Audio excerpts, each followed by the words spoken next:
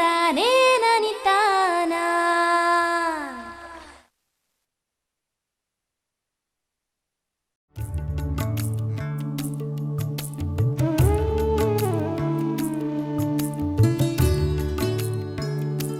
ಹಣ್ಣಿನ ರಾಜ ಮಾವು ರಾಜ್ಯದ ಪ್ರಮುಖ ತೋಟಗಾರಿಕಾ ಬೆಳೆ. ಸ್ಥಳೀಯ ಹಾಗೂ ಅಂತಾರಾಷ್ಟ್ರೀಯ ಮಾರುಕಟ್ಟೆಗಳಲ್ಲಿಯೂ ಬೇಡಿಕೆ ಹೊಂದಿರುವ ಈ ಮಾವಿನ ಕೃಷಿಯತ್ತ ಇತ್ತೀಚಿನ ದಿನಗಳಲ್ಲಿ ಹೆಚ್ಚು ಹೆಚ್ಚು ಕೃಷಿಕರು ಆಕರ್ಷಿತರಾಗುತ್ತಿದ್ದಾರೆ.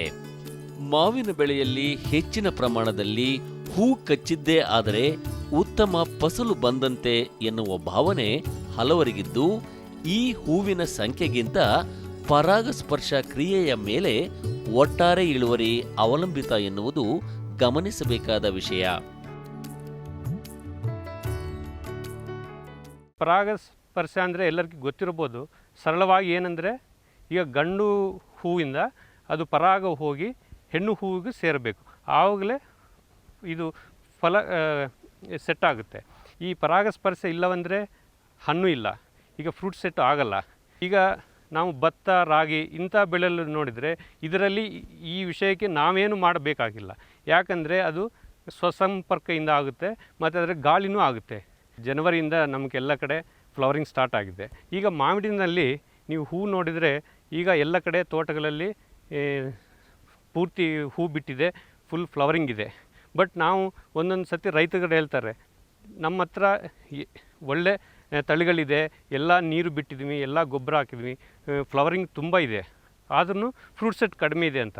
ಅದರಲ್ಲಿ ಪರಾಗಸ್ಪರ್ಶ ಅನ್ನೋದು ಒಂದು ಮುಖ್ಯ ಪಾತ್ರ ವಹಿಸ್ತದೆ. ಯಾಕಂದರೆ ಸಂತೃಪ್ತಿವಾಗದ ಪರಾಗಸ್ಪರ್ಶ ಇಲ್ಲ ಅಂದರೆ ಅದು ಫ್ರೂಟ್ ಸೆಟ್ಟು ಕಡಿಮೆ ಆಗುತ್ತೆ. ಈಗ ಮಾವಿಡಿನಲ್ಲಿ ನಾವು ನೋಡ್ತೀವಿ, ಎಷ್ಟೋ ಒಂದು ಸಾವಿರಾದಿ ಲಕ್ಷಲಾದಿ ಫ್ಲವರ್ಸ್ ಕಾಣ್ತದೆ, ಆದರೆ ಅದರಲ್ಲಿ ಬರೀ ಈ ಸಂಪೂರ್ಣ ಪುಷ್ಪ ಅಂತ ಹೇಳ್ತೀವಿ, ಅಂದರೆ ಫಿಮೇಲ್ ಪಾರ್ಟ್ ಇರೋ ಪುಷ್ಪಗಳು ಭಾಳ ಕಡಿಮೆ. ಅದು 1-30% ಮಾತ್ರ ಇರುತ್ತೆ. ಮಿಕ್ಕಿದ ಪುಷ್ಪಗಳೆಲ್ಲ ಅವು ಗಂಡು ಪುಷ್ಪದ, ಅದರಿಂದ ನಮಗೂ ಫಲ ಬರಲ್ಲ. ಸೊ ಈ ಗಂಡು ಪುಷ್ಪದಿಂದ ಪರಾಗ ಹೆಣ್ಣು ಪುಷ್ಪ ಮೇಲೆ ಹೋಗಬೇಕಂದ್ರೆ ಈ ಕೀಟಗಳು ಪ್ರಮುಖ ಪಾತ್ರ ವಹಿಸ್ತವೆ. ಮಾವಿನ ಬೆಳೆಯ ಪರಾಗಸ್ಪರ್ಶ ಕ್ರಿಯೆಯಲ್ಲಿ ಕೀಟಗಳ ಪಾತ್ರ ಪ್ರಮುಖವಾದುದು. ಹೂವಿನ ಮಕರಂದ ಹುಡುಕಿ ಬರುವ ಈ ಕೀಟಗಳು ಹೂವಿಂದ ಹೂವಿಗೆ, ಮರದಿಂದ ಮರಕ್ಕೆ ಪರಾಗಗಳನ್ನು ಕೊಂಡೊಯ್ದು ಕಾಯಿ ಕಟ್ಟುವ ಪ್ರಕ್ರಿಯೆಗೆ ಸಕ್ರಿಯವಾಗಿ ನೆರವಾಗುತ್ತವೆ. ನಮ್ಮ ಮಾವಿಡಿ ಬೆಳೆದಲ್ಲಿ ಮುಖ್ಯವಾದ ಕೀಟಗಳು ಏನು ನಮಗೆ ಇದು ಮಾಡ್ತದೆ ಅಂದರೆ, ಒಂದು ಜೇನು ನೊಣ, ಇನ್ನೊಂದು ನಮ್ಮ ಮನೆಯಲ್ಲಿ ಇರುವಂಥ ನೊಣೆ ಥರನೇ ಕಾಣ್ತದೆ, ಬಟ್ ಅದು ಒಂದು ನೊಣಗಳು. ಇದು ಸಿರ್ಫಿಡೆ, ಕ್ಯಾಲಿಫೋರಿಡೆ ಅಂತ ಕುಟುಂಬಕ್ಕೆ ಸೇರಿದಂಥ ನೊಣಗಳು. ಇವೆಲ್ಲ ಈ ಮ್ಯಾಂಗೋ ಹೂ ಮೇಲೆ ಯಾಕೆ ಬರ್ತವೆ ಅಂದರೆ ಮಕರಂದ ಮತ್ತು ಪರಾಗಕ್ಕೋಸ್ಕರ ಬರುತ್ತೆ. ಈ ಮಕರಂದನ ತಗೋವಾಗ ಅವು ಒಂದು ಹೂವಿಂದ ಒಂದು ಹೂವಿಗೆ ಹೋಗುವಾಗ ಅದರ ಶರೀರಕ್ಕೆ ಈ ಪರಾಗ ಹತ್ಕೊಂಡು ಅದು ಇನ್ನೊಂದು ಮರ ಮೇಲಕ್ಕೆ ಹೋಗುವಾಗ ಅದು ಒಂದು ಕ್ರಾಸ್ ಪಾಲಿನೇಷನ್ ಅಂತೀವಿ. ಅಂದರೆ ಇದರಿಂದ ಪರಾಗ ಇನ್ನೊಂದು ಮರ ಮೇಲಕ್ಕೆ ಹೋಗಿ ಹಣ್ಣು ಇದು ಪರಾಗ ಸಂಪರ್ಕವಾಗಿ ಹಣ್ಣು ಬಿಡೋಕ್ಕೆ ಸಹಾಯ ಮಾಡುತ್ತೆ. ಈಗ ಈ ಪರಾಗಸ್ಪರ್ಶದಿಂದ ಅಂದರೆ ಈ ಕ್ರಾಸ್ ಪಾಲಿನೇಷನ್ನಿಂದ ನಮಗೆ ಏನು ಲಾಭ ಅಂದರೆ ಒಳ್ಳೆ ಫ್ರೂಟ್ ಸೆಟ್ ಆಗುತ್ತೆ. ಮತ್ತು ಇನ್ನೊಂದು, ಈ ಕ್ರಾಸ್ ಪಾಲಿನೇಷನ್ನಿಂದ ಬಂದಿರೋ ಹಣ್ಣುಗಳು ನಮ್ಮ ಸೈಜ್ ಆಗಲಿ ಈ ವೆಯ್ಟ್ ಆಗಲಿ ಸ್ವಲ್ಪ ಜಾಸ್ತಿ ಇರುತ್ತೆ, ಮತ್ತು ಒಳ್ಳೆ ಆಕಾರ ಶೇಪು ಬರೋಕ್ಕೂ ಇದು ಸಹಾಯ ಮಾಡುತ್ತೆ. ಮಾವಿನ ಗಿಡಗಳಿಗೆ ಸಿಂಪಡಿಸುವ ರಾಸಾಯನಿಕಗಳಿಂದ ಈ ಕೀಟಗಳ ಚಟುವಟಿಕೆಗೆ ಧಕ್ಕೆಯುಂಟಾಗಿ ಪರಾಗಸ್ಪರ್ಶ ಕ್ರಿಯೆ ಮೇಲೆ ವ್ಯತಿರಿಕ್ತ ಪರಿಣಾಮ ಉಂಟಾಗುತ್ತಿದೆ. ಹಾಗಾಗಿ ಕೃಷಿಕರು ಈ ಸಮಯದಲ್ಲಿ ಆದಷ್ಟು ಸಿಂಪರಣೆಗಳನ್ನು ಕೈಗೊಳ್ಳದಂತೆ ಎಚ್ಚರಿಕೆ ವಹಿಸುವುದು ಅತ್ಯವಶ್ಯಕ. ಈ ಪರಾಗಸ್ಪರ್ಶಕ್ಕೆ ಸಹಾಯ ಮಾಡುವಂಥ ಕೀಟಗಳನ್ನು ನಾವು ಸಂರಕ್ಷಣೆ ಮಾಡ್ಕೋಬೇಕು. ಈ ಕಾಲದಲ್ಲಿ ಸ್ವಲ್ಪ ಈ ಸಹಜವಾಗಿರುವ ನಮ್ಮ ತೋಟಗಳಲ್ಲಿ ಈ ಕೀಟಗಳ ಸಂಖ್ಯೆ ಕಡಿಮೆ ಆಗ್ತಾಯಿದೆ. ಯಾಕಂದರೆ ನಾವು ತುಂಬ ಈ ಕೀಟನಾಶಕ ಔಷಧಗಳನ್ನ ಯೂಸ್ ಮಾಡ್ತಾಯಿದ್ದೀವಿ, ಅದರಿಂದ ಅವರ ಸಂಖ್ಯೆ ಕಡಿಮೆ ಆಗ್ತಾಯಿದೆ. ಮತ್ತು ಅದು ಈ ಮಾವಿಡಿ ಹೂವು ಈ ಬೆಳಗ್ಗೆ ಸಮಯದಲ್ಲೇ ಓಪನ್ ಆಗಿರುತ್ತೆ, ಆ ಟೈಮಲ್ಲಿ ಈ ಕೀಟಗಳು ಜಾಸ್ತಿ ಇರಬೇಕು. ಅದಕ್ಕಾಗಿ ಅವರ ಆ್ಯಕ್ಟಿವಿಟಿನೂ ಈ ಮಕರಂದಕ್ಕೋಸ್ಕರ ಬರೋ ಟೈಮು ಬೆಳಿಗ್ಗೆ ಜಾಸ್ತಿ ಇರೋದ್ರಿಂದ ನಾವು ಈ ಕೀಟಗಳನ್ನು ಸಂರಕ್ಷಣೆ ಮಾಡಬೇಕಂದ್ರೆ ಬೆಳಗ್ಗೆ ಟೈಮಲ್ಲಿ ನಾವು ಔಷಧಗಳನ್ನು ಸ್ಪ್ರೇ ಮಾಡಬಾರ್ದು. ಈಗ ನಮಗೆ ಮಾರ್ಕೆಟಲ್ಲಿ ಸಿಕ್ಕುವ ತುಂಬ ಕೀಟಕ ನಾಶ ಔಷಧಗಳಲ್ಲೂ ಈ ಜೇನುನೊಣಾಗಿ ಮತ್ತು ಈ ನೊಣಗಳಿಗೆ ಅಪಾಯಕಾರಿ ಆಗಿದೆ. ಅದಕ್ಕಾಗಿ ಕೆಲವು ಅಂಶಗಳನ್ನು ನಾವು ಗಮನದಲ್ಲಿ ಇಟ್ಕೋಬೇಕು. ಈಗ ಈ ಹೂ ಬಿಡುವಾಗ ಟೈಮಲ್ಲಿ ಯಾವುದೇ ಸ್ಪ್ರೇಯಿಂಗ್ ಮಾಡಬಾರ್ದು. ಈಗ ಮುಖ್ಯವಾಗಿ ಈ ಫ್ಲವರಿಂಗ್ ಶುರುವಾದ ಟೈಮಲ್ಲಿ ಈ ಜಿಗಿ ಹೊಳೆ ಅಂತ ಬರುತ್ತೆ, ಹಾಪರ್ಸ್. ಇದಕ್ಕೋಸ್ಕರ ಸುಮಾರು ರೈತಗಳು ಈ ಇಮ್ಡಾಕ್ಲಾಪ್ರಿಡು ಮತ್ತು ಅಂಥ ಬೇರೆ ಬೇರೆ ಔಷಧಗಳನ್ನು ಉಪಯೋಗಿಸ್ತಾರೆ. ಇವು ತುಂಬ ಅಪಾಯಕಾರಿ ಈ ನೊಣಗಳಿಗೆ. ಈ ಜೇನುನೊಣದಲ್ಲಿ ಈ ಮುಖ್ಯವಾಗಿ ನಮಗೂ ಮ್ಯಾಂಗೋದಲ್ಲಿ ಯೂಸ್ ಆಗೋದು ಇದು ಕಡ್ಡಿ ಜೇನು ಅಂತಾರೆ, ಅಂದರೆ ಅಪಿಸ್ ಫ್ಲೋರಿಯಾ ಅಂತೀವಿ ನಾವು ಶಾಸ್ತ್ರೀಯವಾಗಿ. ಮತ್ತು ಇನ್ನೊಂದು ಈ ನೊಣಗಳು. ಸೊ ಇದನ್ನು ಈ ಸಂರಕ್ಷಣೆ ಮಾಡ್ಕೋಬೇಕಂದ್ರೆ ನಾವು ಯಾವುದೇ ಔಷಧಗಳನ್ನು ಫುಲ್ ಫ್ಲವರಿಂಗ್ ಇರುವಾಗ ಯೂಸ್ ಮಾಡಬಾರ್ದು. ಇನ್ನೊಂದು ವಿಷಯ, ಒಂದೊಂದು ಸತಿ ಏನೋ ಅವಶ್ಯಕವಾಗಿ ನಾವು ಉಪಯೋಗಿಸಬೇಕಂದ್ರೂ ಈ ಜೈವಿಕ ಅಂಶಗಳಿರೋ ಔಷಧಗಳು ಅಥವಾ ನಮ್ಮ ಬೇವು ಸೇರಿದ ಔಷಧಗಳನ್ನು ನಾವು ಮಧ್ಯಾಹ್ನ ಮೇಲೆ ಸ್ಪ್ರೇ ಮಾಡಿಕೊಂಡ್ರೆ ಇದಕ್ಕೆ ಅಪಾಯ ಕಡಿಮೆ ಆಗುತ್ತೆ. ಮಾವಿನ ಪರಾಗಸ್ಪರ್ಶ ಕ್ರಿಯೆಗೆ ನೆರವಾಗುವ ಈ ಕೀಟಗಳ ಸಂಖ್ಯೆಯನ್ನು ವೃದ್ಧಿಸಲು ಹೆಸರುಘಟ್ಟದ ಭಾರತೀಯ ತೋಟಗಾರಿಕಾ ಸಂಶೋಧನಾ ಸಂಸ್ಥೆ ವಿಶೇಷ ತಾಂತ್ರಿಕತೆಯನ್ನು ಅಭಿವೃದ್ಧಿಪಡಿಸಿದೆ. ಈ ನಮ್ಮ ತೋಟಗಳಲ್ಲಿ ಒಂದು ಬಾಕ್ಸ್ ಅಥವಾ ಡಬ್ಬದಲ್ಲಿ ಈ ಫ್ರೆಶ್ ಮೀಟ್ ಸ್ವಲ್ಪ ಒಂದು 2-3 ಪೀಸ್ಗಳು ಹಾಕಿ ಒಂದು 3-4 ಜಾಗದಲ್ಲಿ ಇಟ್ಟಿದ್ರೆ ಈ ಕ್ರೈಸೋಮಿಯಾ ಅಂತ ಒಂದು ನೊಣ ಇದೆ, ಇದರಲ್ಲಿ ಸೇರಿ ಮಲ್ಟಿಪ್ಲೈ ಆಗಿ ಫೀಲ್ಡಲ್ಲಿ ಅದರ ಸಂಖ್ಯೆ ಹೆಚ್ಚಾಗೋಕ್ಕೆ ಉಪಯೋಗ ಆಗುತ್ತೆ. ಅದರ ಬಗ್ಗೆ ನಮ್ಮ ಸಂಶೋಧನಾ ಸಂಸ್ಥೆಯಲ್ಲಿ ನಾವು ಸಂಶೋಧನೆ ಮಾಡಿ ಇದು ಒಂದು ಕೃತ್ರಿಮ ಆಹಾರ ಮೇಲೆ ಇದನ್ನು ಬೆಳೆಸಿ ರೈತರಿಗೆ ಅದು ಪ್ಯೂಪಾ ಕೊಡಿದ ಮೇಲೆ ರೈತರು ಅದನ್ನು ತೋಟದಲ್ಲಿ ಉಪಯೋಗ ಮಾಡ್ಕೋಬೇಕಂತ ಒಂದು ವ್ಯವಸ್ಥೆ ನಾವು ಮಾಡ್ತಾಯಿದ್ದೀವಿ ಈಗ. ಅಂದರೆ ಅದು ತಗೊಂಡೋಗಿ ಈ ನಾನು ಹೇಳ್ದಂಗೆ ತುಂಬ ತೋಟಗಳಲ್ಲಿ ಇದರ ಸಂಖ್ಯೆ ಕಡಿಮೆ ಇದೆ. ಆ ಫ್ಲವರಿಂಗ್ ಟೈಮಲ್ಲಿ ಅದನ್ನು ಬಿಟ್ಟಿದ್ರೆ ಪರಾಗಸ್ಪರ್ಶ ಹೆಚ್ಚಾಗೋಕ್ಕೆ ಉಪಯೋಗಕಾರಿ ಆಗುತ್ತೆ. ಈ ತೋಟಗಳಲ್ಲಿ ನಾವು ಈಗ ಏನಾಗಿದೆ ಅಂದರೆ ಈ ನಮ್ಮ ಆಧುನಿಕ ವ್ಯವಸಾಯದಲ್ಲಿ ಈ ಒಂದು ಕ್ಲೀನ್ ಕಲ್ಟಿವೇಷನ್, ಅಂದರೆ ಒಂದು ನಮ್ಗೆ 100 ಎಕರೆಗಳಲ್ಲಿ ಮ್ಯಾಂಗೋ ಇದ್ದರೆ ಕ್ಲೀನಾಗಿ ಇಟ್ಕೊತೀವಿ ನಾವು ತೋಟಗಳು. ಮತ್ತು ಏನು ಅದಕ್ಕೆ ಒಂದು ಹೆಡ್ಜಸ್ಸು ಮತ್ತು ಬಣ್ಸು ವೀಡ್ಸು ಇರಲ್ಲ. ಇದಕ್ಕಾಗಿ ಏನಾಗುತ್ತೆ, ಆಫ್ ಸೀಸನಲ್ಲಿ ಅಂದರೆ ಈ ನಮ್ಮ ಮಾವಿನ ಹೂವು ಸೀಸನ್ ಮುಗಿದ ಮೇಲೆ ಈ ಕೀಟಗಳಿಗೆ ಆಹಾರ ಸಿಕ್ಕಲ್ಲ. ಅದಕ್ಕಾಗಿ ಅವೆಲ್ಲ ನಮ್ಮ ಕಾಲಕ್ಕೆ ಅದರ ಸಂಖ್ಯೆ ಕಡಿಮೆ ಆಗುತ್ತೆ. ಅದಕ್ಕಾಗಿ ನಾವೇನು ಮಾಡಬೇಕಂದ್ರೆ ಸ್ವಲ್ಪ ಆಫ್ ಸೀಸನಲ್ಲಿನೂ ಹೂವು ಸಿಕ್ಕಂಥ ಗಿಡಗಳನ್ನು ನಮ್ಮ ತೋಟಕ್ಕೆ ಹತ್ತಿರದಲ್ಲಿ ಅಥವಾ ತೋಟದಲ್ಲಿ ಆದರೂ ಸ್ವಲ್ಪ ಮೇಂಟೈನ್ ಮಾಡಬೇಕು. ಮತ್ತು ಈ ನಾವು ಬಣ್ಸೆಲ್ಲ ಬೆಂಕಿ ಹಾಕ್ತೀವಿ ನಾವು, ಆ ಟೈಮಲ್ಲಿನೂ ಈ ಜೇನುನೊಣ ಇದರೆಲ್ಲ ಸಹಜವಾಗಿದ ಈ ಅವ್ರ ಗೂಡುಗಳೆಲ್ಲ ನಾಶನವಾಗುತ್ತೆ. ಅದನ್ನು ನಾವೊಂದು ಗಮನ ಇಟ್ಕೋಬೇಕು. ಮತ್ತು ರೈತರು ಯಾರಿಗಾದರೂ ಅನುಕೂಲ ಇದ್ದರೆ ಒಂದು ಎಕರೆಗೆ ಒಂದು 3 ಅಥವಾ 4 ಜೇನು ಕಾಳನೀಸು ಫ್ಲವರಿಂಗ್ ಟೈಮಲ್ಲಿ ಇಟ್ಟುಕೊಂಡಿದ್ದನ್ನು ಇದು ಹೆಚ್ಚು ಹಣ್ಣು ಬರೋಕ್ಕೆ ಉಪಯೋಗಕಾರಿ ಆಗುತ್ತೆ.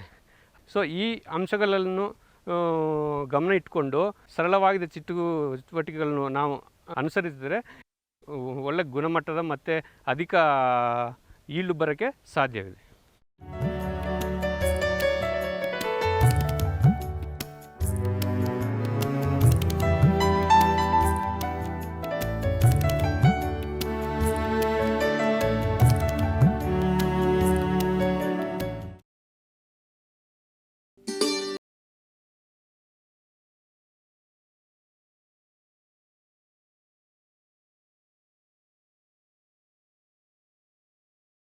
ಜೊತೆಗೆ ಹೈನುಗಾರಿಕೆ, ಮೀನುಗಾರಿಕೆ, ಕುಕ್ಕಟ ಪಾಲನೆ ಮುಂತಾದ ಉಪಕಸುಬುಗಳಲ್ಲಿ ರೈತರು ತೊಡಗಿಕೊಳ್ಳುವುದು ಸಾಮಾನ್ಯ.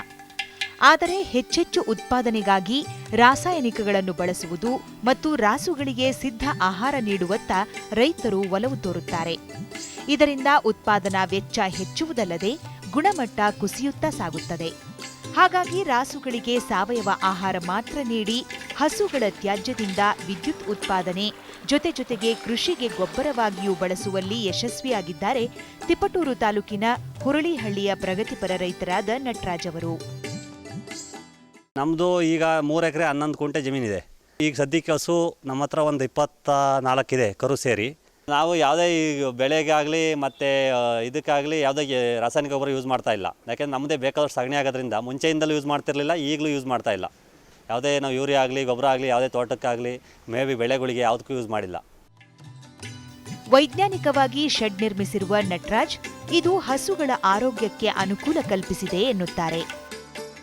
ಮುಂಚೆ ಎಲ್ಲ ಸಣ್ಣ ಶೆಡ್ಡಲ್ಲಿ ಮಾಡ್ತಾಯಿದ್ದು, ಅದು ಒಳಗಡೆ ಇತ್ತು. ಈಗ ಓಪನ್ ಶೆಡ್ಡಲ್ಲಿ ಮಾಡಿದ್ದೀವಿ. ಓಪನ್ ಶೆಡ್ಡಲ್ಲಿ ಮಾಡೋದ್ರಿಂದ ಅನುಕೂಲ ಜಾಸ್ತಿ ಇದೆ ನಮಗೆ. ಓಪನ್ ಶೆಡ್ಡು ಅಂದರೆ ಸುತ್ತ ಫೆನ್ಸಿಂಗ್ ಮಾಡಿದ್ವಿ, ಒಂದು ಗೋಡೆ ಇಟ್ಟಿಲ್ಲ ಶೆಡ್ಡಲ್ಲಿಗೆ, ಮತ್ತು ಮ್ಯಾಟ್ ಹಾಕಿದ್ದೀವಿ ಶೆಡ್ಡಿಗೆ, ಮತ್ತು ಗಾಳಿ ಬೆಳಕು ಚೆನ್ನಾಗಿ ಬರ್ತಾಯಿದೆ. ಕ್ಲೀನಿಂಗ್ ಮಾಡೋಕ್ಕೆಲ್ಲ ಭಾರಿ ಅನುಕೂಲ ಇದೆ. ಮತ್ತು ಈಗ ಅದು ಸಗಣಿ ಎಲ್ಲ ಈಸಿಯಾಗಿ ತೆಗೆದು ಹಾಕ್ಬೋದು. ಮುಂಚೆ ಭಾರಿ ಪ್ರಾಬ್ಲಮ್ ಇತ್ತು, ಒತ್ತಾಗೋಕ್ಕೆಲ್ಲ ಸಮಸ್ಯೆ ಇತ್ತು. ಅದರಿಂದ ಈಗ ಭಾರಿ ಅನುಕೂಲ ಆಗೈತೆ. ಇದು ನಮ್ಮದು 60 ಅಡಿ ಉದ್ದ, 22 ಅಡಿ ಅಗಲ ಇದೆ. ಅದರಲ್ಲಿ ಒಂದು 6 ಅಡಿ ಗೊಂತಿ ಮಾಡಿದ್ದೀವಿ ಮೇವು ಹಾಕೋದಕ್ಕೆ. ಇನ್ನು 4.25 ಅಡಿ ಒಂದು ಸೈಡು ಹಸು ನಿಲ್ಲೋದಕ್ಕೆ, ಇನ್ನೊಂದು ಸೈಡು 4.25 ಅಡಿ ಹಸು ನಿಲ್ಲೋದಕ್ಕೆ ಮಾಡಿದ್ದೀವಿ. ಇನ್ನು 1.5 ಅಡಿ ಡ್ರೈನೇಜ್ ಮಾಡಿದ್ದೀವಿ, ಸಗಣಿ ಹಾಕೋದಕ್ಕೆ ಕ್ಲೀನಿಂಗಿಗೆಲ್ಲ ಡ್ರೈನೇಜ್ ಮಾಡಿದ್ದೀವಿ. ಮತ್ತು ಆ ಕಡೆ 2 ಅಡಿ ಈ ಕಡೆ 2 ಅಡಿ ಓಡಾಡೋದಕ್ಕೆ ಮಾಡಿದ್ದೀವಿ. ಒಟ್ಟು 22 ಅಡಿ ಶೆಡ್ ಮಾಡಿದ್ದೀವಿ. ಒಟ್ಟು ಒಂದು 20 ಹಸು ಕಟ್ಟೋದಕ್ಕೆ ವ್ಯವಸ್ಥೆ ಮಾಡಿದ್ದೀವಿ. ಇನ್ನು ಬಿಟ್ಟು ಒಂದು 25 ಹಸು ಬಿಟ್ಟು ಮಾಡೋಂಗೆ ಮಾಡಿದ್ದೀವಿ. ಅದರಲ್ಲಿ ಒಂದು ರೂಮ್, ಚಿಲ್ಲರ್ ರೂಮ್ ಇದೆ, ಆಲ್ಕರೆ ಪಾರ್ಲರ್ ಇದೆ, ಒಂದು ಇದಕ್ಕೆ ಮೇವು ಸ್ಟೋರ್ ಮಾಡೋಕ್ಕೆ ಸೈಲೇಜ್ ಮಾಡಿದ್ದೀವಿ ಒಂದು 3 ಫಿಟ್ಟು. ಸುಮಾರು 5 ರಿಂದ 6 ಬಗೆಯ ಮೇವನ್ನು ಸಾವಯವ ಪದ್ಧತಿಯಲ್ಲೇ ಬೆಳೆಯುತ್ತಿದ್ದು, ಅದನ್ನು ಮಾತ್ರ ರಾಸುಗಳಿಗೆ ಆಹಾರ ರೂಪದಲ್ಲಿ ನೀಡುತ್ತಿರುವುದರಿಂದ ಹಾಲಿನ ಮತ್ತು ಅದರ ಉತ್ಪನ್ನಗಳ ರುಚಿ ಹೆಚ್ಚು ಎಂಬುದು ನಟರಾಜ್ ಅವರ ಅನಿಸಿಕೆ. ಈಗ ನಮ್ಮ ಹತ್ರ ಈಗ ಒಂದು 5-6 ಥರ ವೆರೈಟಿ ಮೇವಿದೆ. ನೇಪಿಯರು, ಗಿನಿ, ಮತ್ತು ಮಲ್ಟಿಕಟ್ಟು, ಅಗಸೆ ಇದೆ ಒಂದು ಸ್ವಲ್ಪ, ಮತ್ತು ಇದಿದೆ ನುಗ್ಗೆ ಇದೆ, ಮತ್ತು ಒಂದು ಸ್ವಲ್ಪ ಅಲಸಂಡೆ, ಅವರೆ, ಮತ್ತು ಇನ್ನು ಇದಿದೆ ಮುಸ್ಕಿನ ಜೋಳ ಇದೆ. ಇಷ್ಟು ಕೊಡ್ತಾಯಿದ್ದೀವಿ. ಈಗ ಇದನ್ನೆಲ್ಲ ಆರ್ಗಾನಿಕಲ್ಲೇ ಬೆಳೆದಿದ್ದೀವಿ. ಮೇವು ಅಲ್ಲಿಂದ ಕುಯ್ಕೊಂಬರ್ತೀವಿ. ಕುಯ್ಕೊಂಬಂದು ಇಲ್ಲಿ ಕಟಿಂಗ್ ಮಿಷಿನ್ ಇಟ್ಕೊಂಡಿದ್ದೀವಿ, ಚಾಪ್ ಕಟ್ರನ್ನ. ಅದರಲ್ಲಿ ಕಟ್ ಮಾಡಿ ಮೇವು ಹಾಕ್ತೀವಿ. ಬೆಳಿಗ್ಗೆ 4 ಗಂಟೆಗೆ ಹೇಳ್ತೀವಿ. 4 ರಿಂದ 5 ಗಂಟೆ ಶೆಡ್ ಕ್ಲೀನಿಂಗ್ ಆಗುತ್ತೆ. ಶೆಡ್ ಕ್ಲೀನಿಂಗಿಂದ 6 ರಿಂದ 7 ಗಂಟೆವರೆಗೂ ಹಾಲು ಕರಿತೀವಿ. ಹಾಲು ಕರೆದ ತಕ್ಷಣ ಮೇವನ್ನ ಸ್ಟಾಕ್ ಮಾಡ್ತೀವಿ. ಒಂದು ದಿವಸಕ್ಕೆ ಬೆಳಿಗ್ಗೆ ಸಂಜೆ ಸೇರಿ 40 kg ಮೇವು ಕೊಡ್ತೀವಿ. ಅದಷ್ಟು ತಿನ್ನಲ್ಲ 40 kg, 40 kg ಫುಲ್ ಹಾಕ್ತೀವಿ. ಅದು ತಿನ್ನುವಷ್ಟು ಅದಷ್ಟು ಮೇವು ಕೊಡ್ತೀವಿ. ನಾವು ಹಸುಗಳಿಗೆ ಏನಾರು ಹುಷಾರಿಲ್ಲ ಅಂದರೆ ನಮಗೆ ಡಾಕ್ಟ್ರ್ ಸರ್ವಿಸ್ ಚೆನ್ನಾಗಿದೆ, ಡಾಕ್ಟ್ರು ಬರ್ತಾರೆ, ಟ್ರೀಟ್ಮೆಂಟ್ ಮಾಡ್ತಾರೆ. ಆ ಟ್ರೀಟ್ಮೆಂಟ್ ಮಾಡಿರೋ ಹಸುನ ನಾವು ಯಾವುದೇ ಹಾಲನ್ನ ಅದರ ಹಾಲು ಕೊಡೋವಂಥ ಹಸು ಆದರೆ ಹಾಲನ್ನ ಅವರಿಗೆ ಕೊಡೋದಿಲ್ಲ. ನಾವು ಮಿಲ್ಕಿಂಗ್ಗೆ ಬಕೆಟ್ ಅದ್ರಿಗೆ ಮಿಲ್ಕಿಂಗ್ ಪಾರ್ಲರ್ಗೆ ತಗೊಂಡೋಗಲ್ಲ, ಕೈಲೇ ಕರೆದು ನಾವು ಮನೆಗೆ ಇಲ್ಲ ಹಸುಗಳಿಗೆ ಕರುಗಳಿಗೆ ಬೇರೆ ಯೂಸ್ ಮಾಡ್ಕೊತೀವಿ. ಅವ್ರಿಗೆ ಹಾಲನ್ನ ಆರ್ಗಾನಿಕ್ ಅಂತ ಹೇಳಿ ನಾವು ಕೊಡೋದಿಲ್ಲ ಅವರಿಗೆ. ಮತ್ತು ಯಾವುದೇ ಕೆಮಿಕಲ್ ಹಾಕಲಿ ಇದು ರಾಸಾಯನಿಕ ಗೊಬ್ಬರ ಯಾವುದು ಯೂಸ್ ಮಾಡ್ದಲೇ ಮೇವು ಬೆಳೆಯೋದು ನಾವು. ಯಾವುದೇ ಸ್ಲರಿ ಹೊಡೆದು ಮೇವು ಬೆಳೆಯೋದ್ರಿಂದ ಟೇಸ್ಟ್ ಚೇಂಜ್ ಇದೆ. ನಾವು ಕುಡಿಯೋದು ಹಾಲಲ್ಲಿ ಅದಕ್ಕೂ ಇದಕ್ಕೂ ಭಾಳ ಟೇಸ್ಟ್ ಇದೆ. ಇದು ನೀರು ಹಾಲು ಇರುತ್ತೆ, ಕೆಲವು ಸೀಮೆಸಿನ ಹಾಲು ಅಂದ್ರೆ ನೀರು ಅಂತಾರೆ. ಈಗ ನಮ್ಮ ಹಾಲಲ್ಲಿ ನಾಟಿ ಹಸು ಹಾಲಿಗಿಂತಲೂ ಚೆನ್ನಾಗಿದೆ. ನಮ್ಮ ಕಾಫಿ ಟೀ ಆಗಲಿ, ಮನೆ ಮಜ್ಜಿಗೆ, ಮೊಸರು ಎಲ್ಲ ಚೆನ್ನಾಗಿದೆ. ಬೆಣ್ಣೆ ಚೆನ್ನಾಗಿ ಬರುತ್ತೆ. ಹಾಗಾಗಿ ಒಳ್ಳೆ ಕ್ವಾಲಿಟಿ ಚೆನ್ನಾಗಿದೆ ಹಾಲಲ್ಲಿ.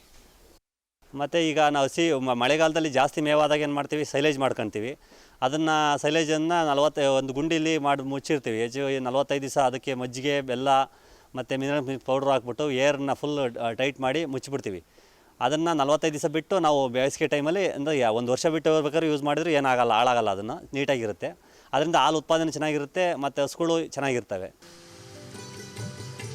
ಹಾಲು ಕರೆದ ತಕ್ಷಣ ಶೈತ್ಯೀಕರಣ ಘಟಕಕ್ಕೆ ಕಳುಹಿಸುವುದರಿಂದ ಶುದ್ಧ ಹಾಲು ಉತ್ಪಾದನೆ ಸಾಧ್ಯ ಎಂದು ನಟರಾಜ್ ಅಭಿಪ್ರಾಯಪಡುತ್ತಾರೆ. ಸ್ಥಳೀಯ ಖಾಸಗಿ ಹಾಲು ಉತ್ಪಾದನಾ ಸಂಸ್ಥೆಯೊಂದಿಗೆ ಒಡಂಬಡಿಕೆ ಮಾಡಿಕೊಂಡು ಅವರ ಮಾರ್ಗದರ್ಶನದಲ್ಲಿ ಹಾಲು ಉತ್ಪಾದನೆ ಮಾಡಿ ಅವರಿಗೇ ಸರಬರಾಜು ಮಾಡುತ್ತಿರುವುದರಿಂದ ಮಾರುಕಟ್ಟೆ ಸಮಸ್ಯೆಯೂ ತಮಗಿಲ್ಲ, ಅಲ್ಲದೆ ಉತ್ತಮ ಬೆಲೆ ಕೂಡ ಲಭ್ಯ ಎಂಬುದು ನಟರಾಜ್ ಅವರ ಅನುಭವ. ಈಗ ಹಾಲು ಕರೆದಿದ್ದು ಡೈರೆಕ್ಟು ಕರೆದ ತಕ್ಷಣ ಏನಾಗುತ್ತೆ, ಬೇರೆ ಹಾಲುಗಳಲ್ಲಿ ನನ್ನ ಬೇರೆ ಕಡೆ ಹಾಕ್ತಿರ್ಬೇಕಾದ್ರೆ ಮುಂಚೆ ಇಲ್ಲಿ ಕರೆದಿರೋವು ಅದನ್ನು ಬಕೀಟಿಗೆ ಕರೆದು ಅಲ್ಲಿಂದ ಮತ್ತೆ ನಾವು ಡೈರಿಗೆ ಹಾಕಿ ಅರ್ಧ ಗಂಟೆ 1 ಅವರ್ 2 ಗಂಟೆ ಆಗೋದು. ಇದನ್ನು ಕರೆದ ತಕ್ಷಣ ಏನಾಗುತ್ತೆ, ಡೈರೆಕ್ಟ್ ಚಿಲ್ಲರಿಗೆ ಹೋಗೋದ್ರಿಂದ ಕರೆದು ನಮ್ಮ ಹಸುಗಳು ಮುಗಿಯೋ ಅರ್ಧ ಗಂಟೆ ಆಗುತ್ತೆ. ನಮ್ಮ ಮಿಲ್ಕಿಂಗ್ ಮುಗಿಯೋದಕ್ಕೆ ಮಿಲ್ಕಿಂಗ್ ಮುಗಿದ ತಕ್ಷಣ ಚಿಲ್ಲರಿಗೆ ಆನ್ ಆಗುತ್ತೆ. ಹಂಗಾಗಿ ಯಾವುದೇ ಬ್ಯಾಕ್ಟೀರಿಯಾ ಬೆಳೆಯೋದಿಲ್ಲ ಚಿಲ್ಲರಲ್ಲಿ. ಹಂಗಾಗಿ ಒಳ್ಳೆ ಆರ್ಗಾನಿಕ್ ಹಾಲು ಅವ್ರಿಗೂ ಒಳ್ಳೆ ಅನುಕೂಲ ಆಗಿದೆ, ನಮಗೂ ಅನುಕೂಲ ಇದೆ. ಒಳ್ಳೆ ರೇಟ್ ಕೊಡೋದ್ರಿಂದ ನಮಗೂ ಅನುಕೂಲ ಆಗಿದೆ. ಅಕ್ಷಯಕಲ್ಪ ಅಂತೇಳಿ ಒಂದು ಸಂಸ್ಥೆ ಇದೆ, ಅದು ಡೈರಿ ಅವ್ರಿಗೆ ಸಪ್ಲೈ ಮಾಡ್ತೀವಿ ನಾವು. ಅವರು ಮಾರ್ಕೆಟಿಂಗ್ ಬೆಂಗಳೂರಿನ ಮೇಲೆ ಸೇಲ್ಸ್ ಮಾಡ್ತಾರೆ, ಬೆಂಗಳೂರಲ್ಲಿ ಸೇಲ್ಸ್ ಮಾಡ್ತಾರೆ ಅವ್ರ ಹಾಲನ್ನ. ಅವರು ಯಾವುದೇ ಹೀಟ್ ಮಾಡ್ದಲ್ಲ ಹಾಲನ್ನ ಇದೇ ಥರನೇ ಕೋಲ್ಡ್ ಸ್ಟೋರೇಜಲ್ಲೇ ಹಾಲನ್ನ ಮೇಂಟೈನ್ ಮಾಡಿ ಯಾವುದೇ ಏನು ತೆಗಿದಲ್ಲೇ ಬೆಣ್ಣೆ ಅಂಶ ಆಗಲಿ ಯಾವುದೋ ತೆಗಿದಂಗೆ ಡೈರೆಕ್ಟ್ ಅವ್ರ ಕಸ್ಟಮರ್ಗೆ ಕೊಡ್ತಾರೆ ಅವರು. ಮಿಲ್ಕಿಂಗ್ ಪಾರ್ಲರ್ ಮಾಡ್ಕೊಂಡಿದ್ದೀವಿ. ಅದರಲ್ಲಿ 3 ಹಸು ಹಾಲು ಕರೆಯಂಗೆ ಮಾಡಿದ್ದೀವಿ. 3 ಹಸುನ ಡೈರೆಕ್ಟ್ ಹಾಲು ಕರಿತೀವಿ. 7 ನಿಮಿಷಕ್ಕೆ 3 ಹಸು ಮುಗಿಯುತ್ತೆ. ಒಟ್ಟು ಒಂದು ಅರ್ಧ ಗಂಟೆ ಒಳಗಾಗಿ 9 ಹಸು ಹಾಲು ಕರಿತೀವಿ. ಕರೆದಿದ್ದು ಅರ್ಧ ಗಂಟೆ ಮತ್ತೆ ಚಿಲ್ಲಿಂಗ್ ಆಗಿಬಿಡುತ್ತೆ. ನಮ್ಮ ಹತ್ರನೇ ಚಿಲ್ಲಿಂಗ್ ಇದೆ. ಚಿಲ್ಲಿಂಗ್ ಆಗಿ ಅದನ್ನು 2 ಟೈಮಿಂದ 1 ಟೈಮು ಹಾಲು ತಗೊಂಡು ಹೋಗ್ತಾರೆ ಅವರು. ಪಶು ತ್ಯಾಜ್ಯದಿಂದ ಮನೆಗೆ ಮತ್ತು ಹಾಲು ಉತ್ಪಾದನೆಗೆ ವಿದ್ಯುತ್ ಪಡೆಯುತ್ತಿರುವ ನಟರಾಜ್ ಸ್ಲರಿಯನ್ನೇ ಹುಲ್ಲು ಬೆಳೆಯಲು ಮತ್ತು ತಮ್ಮ ತೋಟಕ್ಕೆ ಗೊಬ್ಬರವಾಗಿಯೂ ಬಳಸುತ್ತಿರುವುದರಿಂದ ಉತ್ಪಾದನಾ ವೆಚ್ಚ ತಗ್ಗಿದೆ ಎನ್ನುತ್ತಾರೆ. ಇಷ್ಟೇ ಅಲ್ಲ, ಸಾವಯವ ಆಹಾರ ಸೇವನೆಯಿಂದ ರಾಸುಗಳ ಆರೋಗ್ಯ ಕೂಡ ವೃದ್ಧಿಸಿದೆ ಎನ್ನುತ್ತಾರೆ. ಇದೇ ಸ್ಲರಿನ ಇಲ್ಲಿ ಬಯೋಡೈಜೆಸ್ಟಿಂದ ಡೈರೆಕ್ಟು ಸ್ಲರಿ ಬಯೋಡೈಜೆಸ್ಟ್ಗೆ ಹೋಗುತ್ತೆ. ಅಲ್ಲಿಂದ ಒಂದು ಪಂಪ್ ಮಾಡಿ ಡೈರೆಕ್ಟ್ ತೋಟಕ್ಕೆ ಎಲ್ಲ ಸ್ಪ್ರೇ ಮಾಡ್ತೀವಿ. ಅದನ್ನು ಅದರಲ್ಲೇ ಮೇವು ಬೆಳಿತೀವಿ. ನಾವು KEB ಕಲೆಕ್ಷನ್ ತಗೊಂಡಿಲ್ಲ ಇದಕ್ಕೆ. ನಮ್ಮದು ಬಯೋಗ್ಯಾಸ್ ಮಾಡ್ಕೊಂಡಿದ್ದೀವಿ. ಅದರಿಂದಲೇ ಒಂದು 700 HP ಜನ್ರೇಟ್ರ್, ಒಂದು 700 HP ಮೋಟ್ರ್ ಅಂತ ಜನ್ರೇಟ್ರ್ 10 kV ಜನ್ರೇಟ್ರ್ ಆನ್ ಆಗುತ್ತೆ. ಅದರಲ್ಲೇ ಯೂನಿಟ್ಗೆಲ್ಲ ಅದರಲ್ಲೇ ಕರೆಂಟ್ ತಯಾರು ಮಾಡ್ತೀವಿ. ಕೂಲರ್ಗೆ, ಹಾಲು ಕರೆ ಮಿಷಿನ್ನು, ಫಸ್ಟ್ ಮನೆಗೆ, ಅಡುಗೆ ಗ್ಯಾಸ್ ಎಲ್ಲ ಅದನ್ನೇ ಯೂಸ್ ಮಾಡ್ತಾಯಿದ್ದೀವಿ. ಒಂದು ದಿವಸಕ್ಕೆ ಬೆಳಿಗ್ಗೆ ಸಂಜೆಯಿಂದ 8 ಅವರ್ ಕರೆಂಟ್ ಉತ್ಪಾದನೆ ಆಗ್ತಾಯಿದೆ ನಮಗೆ. ಈಗ ಈ ಆರ್ಗಾನಿಕಲ್ ಮಾಡೋದ್ರಿಂದ ಹಸುಗಳು ಭಾರಿ ಹೆಲ್ತಿಯಾಗಿದ್ದಾವೆ ಮತ್ತು ಟ್ರೀಟ್ಮೆಂಟ್ ಕಡಿಮೆ. ಮತ್ತು ಇದನ್ನು ನಮಗೆಲ್ಲ ಪ್ರಯತ್ನ ಮಾಡಬೇಕು, ಆರೋಗ್ಯಕ್ಕೆ ಮಾಡಿ ಒಳ್ಳೆಯದಾಗುತ್ತೆ ಅಂತೇಳಿ ಮಾಡಿಸಿದರು. ಈ ಅಕ್ಷಯಕಲ್ಪ ಅಂತ ಹೇಳಿ ಒಂದು ಸಂಸ್ಥೆ GNS ರೆಡ್ಡಿ ಅವರು ಇದ್ರ ಬಗ್ಗೆ ನಮಗೆಲ್ಲ ತರಬೇತಿ ಕೊಟ್ಟು ಇದನ್ನು ಮಾಡಿಸಿದ್ದಾರೆ. ಹಾಗಾಗಿ ನಮಗೆ ಯಾವುದೇ ಇದಿಲ್ಲ, ಭಾರಿ ಚೆನ್ನಾಗಿ ನಡೀತಾ ಇದ್ದಾರೆ. ತಿಂಗಳಲ್ಲಿ ನಮಗೆ ಈಗ ಒಂದು 70,000 ಪೇಮೆಂಟ್ ಬಂತು ಅಂದರೆ ನಮಗೊಂದು 30,000 ಖರ್ಚು ಬರ್ತಾಯಿದೆ. ಮೇಂಟೆನೆನ್ಸು ಮತ್ತು ಎಲ್ಲ ಲೆಕ್ಕ ಹಾಕಿದ್ರೆ ಒಂದು 30,000 ಬರುತ್ತೆ ಮೇವಿಂದೆಲ್ಲ. ಇನ್ನು 35-40,000 ನಮಗೆ ಪ್ರಾಫಿಟ್ ಬರ್ತಾಯಿದೆ. ಉತ್ಪಾದನೆ ಒಂದು ದಿವಸಕ್ಕೆ 100 ಲೀಟ್ರ್ ಸಿಗ್ತಾಯಿದೆ, ಈಗ ಬರ್ತಾಯಿದೆ. ಅಂದರೆ ಮಿಲ್ಕಿಂಗು ಬರೀ 9 ಹಸು ಮಾತ್ರ ಬರ್ತಾಯಿದೆ, ಕರುಗಳು ಜಾಸ್ತಿ ಇದೆ. ಹಾಗಾಗಿ ಒಂದು 100 ಲೀಟ್ರು ಪ್ರತಿ ದಿವಸ ಬರ್ತಾಯಿದೆ. SLC ಓದಿ ಮುಂಚೆ ಅಂತ PUC ಓದಿದೆ, ಏನೋ ಪ್ರಾಬ್ಲಮ್ ಆಗಿ ಅರ್ಧ ಬಿಟ್ಟೆ, ಹೋಗಲಿಲ್ಲ. ಈಗ ಎಲ್ಲ ಕಡೆ ಓಡಾಡಿ ನೋಡಿದ್ದೀವಿ ನಾವು, ಬೆಂಗಳೂರು ಅಲ್ಲಿ ಇಲ್ಲಿ ಎಲ್ಲ ಹೋಗಿ ಏನೂ ಕೆಲಸ ಮಾಡಿ ಏನೂ ಮಾಡೋಕ್ಕಾಗಲಿಲ್ಲ. ನೆಮ್ಮದಿ ಕಾಣಬೇಕು ಅಂದರೆ ಇದೇ ಸರಿ ಅನ್ನಿಸ್ತು. ಹೈನುಗಾರಿಕೆ ಮುಂಚೆಯಿಂದ ಮಾಡ್ತಾಯಿದ್ದು, ಇದೇ ಸರಿ ಅನ್ನಿಸ್ತಾ ಇದನ್ನು ಮಾಡ್ತಾಯಿದ್ದೀವಿ. ಶ್ರಮ ಶ್ರದ್ಧೆ ಇದ್ದರೆ ಖಂಡಿತ ತೊಂದರೆ ಇಲ್ಲ, ಮುಂದಕ್ಕೆ ಬರ್ಬೋದು. ಸಂತೋಷವಾಗಿದ್ದೀವಿ. ಆಸಕ್ತ ರೈತ ಬಾಂಧವರು ಇವರಂತೆ ಸಾವಯವ ಹೈನುಗಾರಿಕೆಯಲ್ಲಿ ತೊಡಗಿ ಉತ್ಪಾದನಾ ವೆಚ್ಚ ತಗ್ಗಿಸಿ ಗುಣಮಟ್ಟದ ಹಾಲು ಪಡೆಯಬಹುದು ಮತ್ತು ಅಧಿಕ ಲಾಭವನ್ನು ಗಳಿಸಬಹುದು.